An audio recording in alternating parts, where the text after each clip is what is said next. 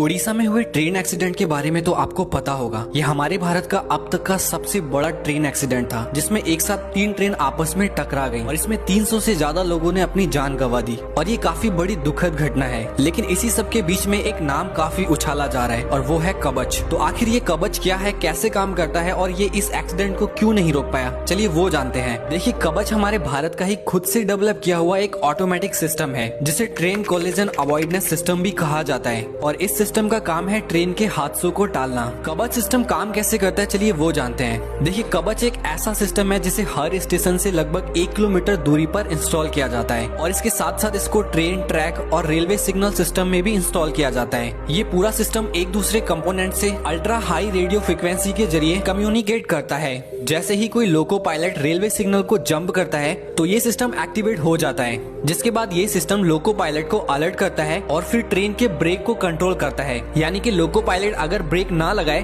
तो ये सिस्टम खुद से ही ब्रेक अप्लाई कर देता है और अगर सेम पटरी पे कोई दूसरी ट्रेन भी आ रही है तो ये सिस्टम उस ट्रेन को भी एक सिग्नल भेज देता है, जिसकी वजह से इसी पटरी पर आ रही दूसरी ट्रेन भी इससे काफी दूर खुद से ही रुक जाती है। लेकिन जिस जगह पर ये हादसा हुआ वहाँ पर कवच सिस्टम इंस्टॉल नहीं था। अगर ये कवच सिस्टम वहाँ पर इंस्टॉल होता तो इतने बड़े हादसे को टाला जा सकता था। अब ये हादसा किसकी लापरवाही की वजह से हुआ है, आप कमेंट करके बता सकते हो। ऐसे ही और जानकारी के लिए आप हमें फॉलो भी कर सकते हो।